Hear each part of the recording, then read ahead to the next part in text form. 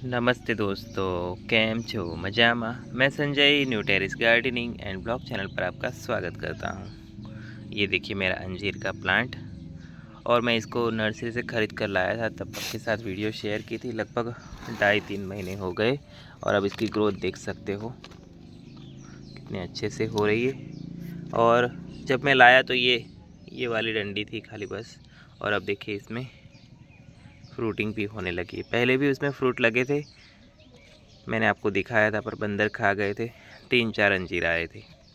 अब देखिए इसमें ग्रोथ भी हो रही है। तो आज मैं आपको इसी प्लांट के बारे में जानकारी दूंगा। मैं किस तरह इसकी केयर करता हूँ, कैसे देखभाल करता हूँ, कैसे लगाया मैंने, कौन सा फर्टिलाइज़र दे रहा हूँ मैं पौधे में, वो सब बातें मैं आपके साथ शेयर करूँगा। और साथ में इसको कैसी जगह पे रखना चाहिए और कैसे केयर करनी चाहिए, एक एक बात आपको बताऊँगा। तो आप मेरे वीडियो में लास्ट तक बने रहिएगा। और अगर आपको मेरा वीडियो अच्छा लगता हो तो प्लीज़ वीडियो को लाइक कर दीजिए, हमारे चैनल को सब्सक्राइब कर दीजिए और अपने दोस्तों के साथ ये वीडियो शेयर करना मत भूलिएगा। तो इसकी ग्रोथ में देखिए यहाँ पे 3 ब्रांच निकल के आई थी जब मैं लाया था। एक ये वाली डंडी थी और कुछ नहीं था, तो 1, 2 और 3, और तीनों में ग्रोथ भी हो रही है। और अंजीर देखिए, अब ये वाला पकेगा कि नहीं वो मैं अभी नहीं बोल सकता, क्योंकि हमारे यहाँ बंदर आते रहते हैं, साथ में चिड़िया भी होती है, तो कुछ ना कुछ खा लेते हैं। पर हाँ, इसमें फ्रूट आ रहे हैं। छोटा सा प्लांट है, ग्राफ्टेड प्लांट है, और मैं ये नर्सरी से 35 रुपये में लाया था। सिर्फ 35 रुपये मुझे ये प्लांट पड़ा था, मुझे अच्छा लगा तो मैंने ले लिया था।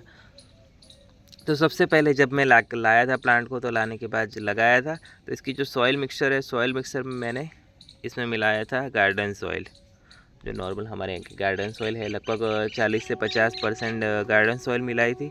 इसमें मैंने 20 से 25% मैंने इसमें मिलाए थे राइस हस्क, चावल के छिलके 25% जितने, और 20% जितनी खाद, गोबर की खाद, किचन वेस्ट, वर्मी कंपोस्ट, जो भी आपके पास अवेलेबल हो वो मिला सकते हो। और देखिए ये मिट्टी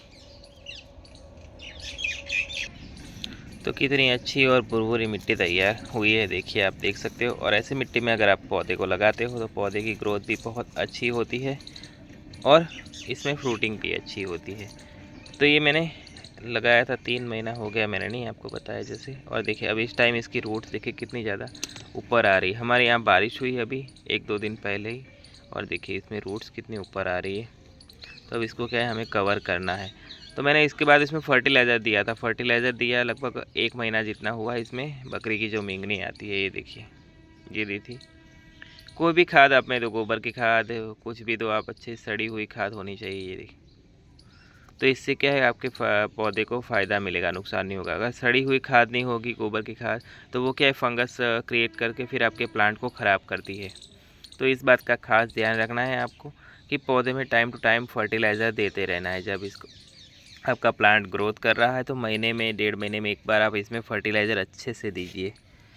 आप लिक्विड फर्टिलाइज़र देना चाहते हो तो आप इसमें जो सब्जियों के, फलों के छिलके होते उनको भिगो के रख दीजिए, और उसके बाद जो लिक्विड बनता है वो दीजिए, या फिर गोबर के जो खाद होती है उसको भिगो के रख दीजिए, वर्मी कंपोस्ट को भिगो के रख दीजिए। फिर इस तरह से लिक्विड बना के भी आप दे सकते हो, और डायरेक्ट गोबर की खाद भी इसमें डाल सकते हो। पर फलों के छिलके हैं वो डायरेक्ट मत डालिए, क्योंकि उसमें क्या है, फिर फंगस लगेगी और आपका प्लांट ख़राब हो सकता है। तो इसीलिए ये काम आपको करना है कि इसमें डायरेक्ट फलों के छिलके नहीं डालने हैं। इसमें आपको फलों के छिलके भिगो के डालने हैं, या फिर उसके खाद बना के सड़ी हुई वो डालना है। ये देखिए इसमें मैं गोबर की खाद लाया था, तो एक कंकड़ जो गाय भैंस के नीचे बिछाते हैं, मिट्टी डालते हैं, उसमें आते हैं, तो वही है, तो इनको भी हटा देते हैं।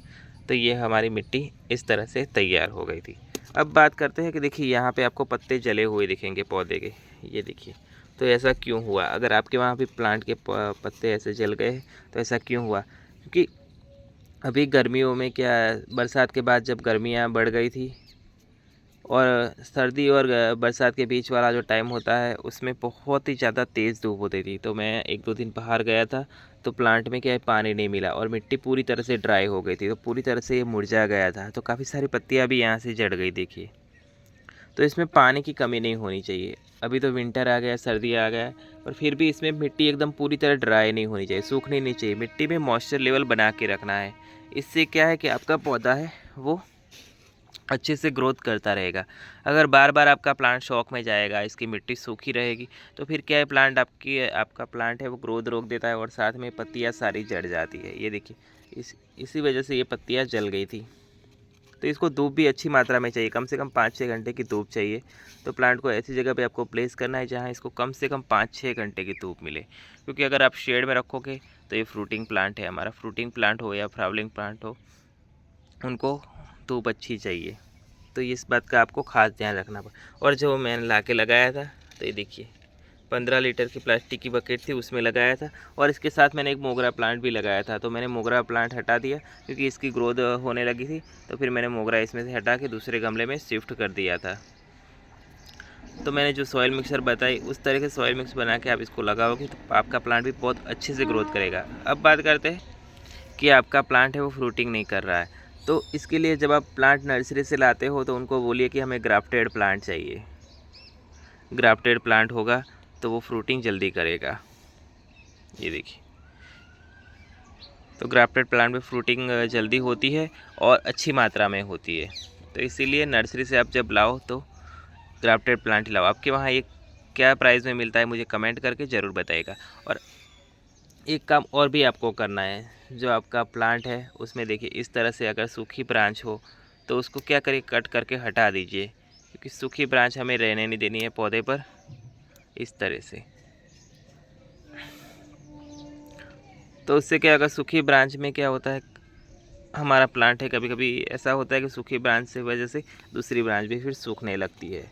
और इसमें आप महीने में 1.5 महीने में एक बार फंगीसाइड पाउडर भी डालते रहिए मिट्टी में, ताकि इसमें फंगस ना लगे, क्योंकि ज़्यादातर हमारे प्लांट होते हैं जो गमले में लगाते हैं फंगस की वजह से भी ख़राब होते हैं। तो इसीलिए हमें इस बात का भी खास ध्यान रखना है कि हमारी मिट्टी में वो फंगस पैदा ना हो। फंगस हमारी मिट्टी को और प्लांट को ख़राब कर देती है। ये देखिए गमले की मिट्टी आप देख सकते हो कितनी अच्छी सी भुरभुरी है, तभी ये प्लांट की जड़ें इतनी फैल रही है। मैंने यहाँ तुलसी जी का पौधा रखा था अंदर, ये देखिए इस तरह से मैंने अभी, तो इससे नीचे भी इसमें रूट्स हो रही है। तो अभी मैं इसमें थोड़ा सा फर्टिलाइज़र और दे दूँगा ताकि इसकी रूट्स है वो ढक जाए। तो मैंने बताया उस तरीके से आप अपने पौधे की देखभाल करोगे तो आपका भी अंजीर का पौधा बहुत अच्छे से फ्रूटिंग कर रहा है। अगर आपके फ्रूट नहीं बढ़ रहे तो मैंने बताया उस तरीके से आप फर्टिलाइज़र इसमें डालिए, गोबर की खाद, किचन वेस्ट या वर्मी कंपोस्ट। वर्मी कंपोस्ट और गोबर की खाद वेस्ट रहेगा तो वो डालिए, तो उससे क्या है कि इसमें फ्रूट है उसकी साइज़ बढ़ने लगेगी और आपका प्लांट है वो ग्रोथ भी करने लगेगा। और पत्तियाँ येलो हो रही है तो वो भी ठीक हो जाएगी। और धूप तो ज़रूरी है, इसको कम से कम 4-5 घंटे की धूप मिलनी चाहिए अच्छे से, तभी आपका प्लांट ग्रोथ और फ्रूटिंग करेगा। उसके अलावा शेड में पड़ा हो, छाँव में हो तो ये फ्रूटिंग नहीं करेगा। तो फिर मिलेंगे नेक्स्ट वीडियो में नेक्स्ट टॉपिक के साथ। आपका कोई भी सवाल हो तो आप मुझे कमेंट करके ज़रूर पूछ सकते हो। Okay friend, bye.